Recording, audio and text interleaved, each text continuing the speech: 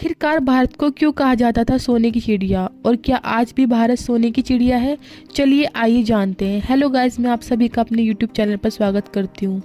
ये तो आप जानते ही हैं कि भारतवर्ष विदेशियों का आक्रमण का कारण बनी रही।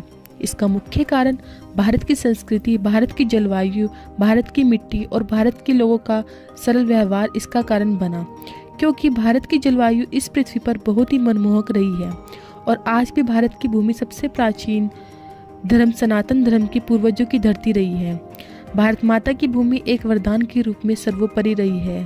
प्राचीन काल में भारत पूरे विश्व में अपनी भूमि से काफ़ी वस्तुओं का निर्यात करता था, जिसमें खाद्य पदार्थ, कपास, रत्न, हीरे, मसाले, साथ साथ पशु उत्पाद, रेशम, चर्म, पत्र और धातु उत्पाद जैसे तांबे के बर्तन, ज्वेलरी और चांदी के बर्तन निर्यात किए जाते थे, जिसके बदले आयात की जाने वाली वस्तु सोने के सिक्के, चांदी के बने पदार्थ, टीन, कपड़े आदि का आयात करते थे। उस समय भारत विश्व का सबसे बड़ा व्यापार का केंद्र था। विश्व की जीडीपी में भारत की अर्थव्यवस्था का योगदान 25% के बराबर था, लेकिन जब अंग्रेज भारत को छोड़ गए तब अर्थव्यवस्था में योगदान 3% रह गया। उस समय भारत की प्रति व्यक्ति आय यानी कि जब मुगलों का राज था, वर्ष 600 एडी में $1305 थी, जो कि विश्व में सबसे ऊपर थी। यानी कि उस समय दुनिया की आय में भारत की हिस्सेदारी 25% थी, जो कि पूरे यूरोप के आय के बराबर थी। ग्रीक के साथ साथ पैसे पर आधारित व्यापार को अपनाने वाला भारत का स्थान पहला था।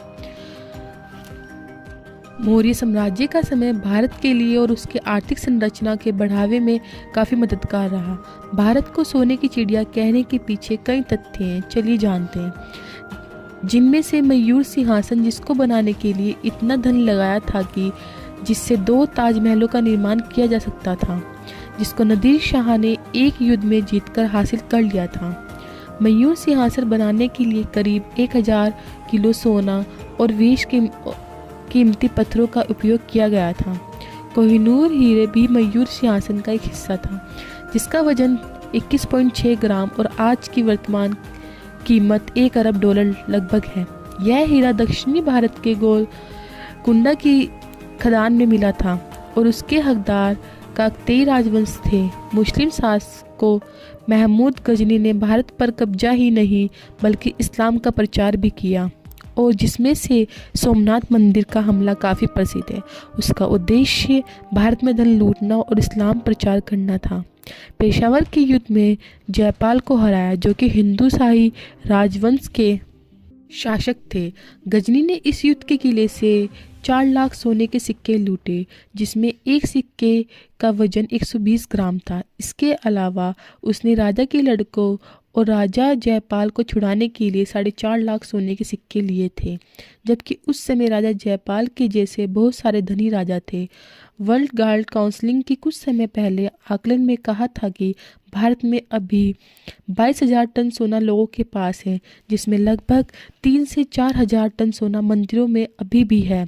अनुमान के मुताबिक भारत के 13 मंदिरों के पास भारत के सभी अरबपतियों से भी ज़्यादा धन है। यदि आंकड़ों का हिसाब देखा जाए तो भारत कल भी सोने की चिड़िया था और आज भी है, और विशेषज्ञों के अनुसार आने वाले टाइम में भारत पूरे विश्व में फिर से विश्व गुरु के नाम से प्रसिद्ध होगा।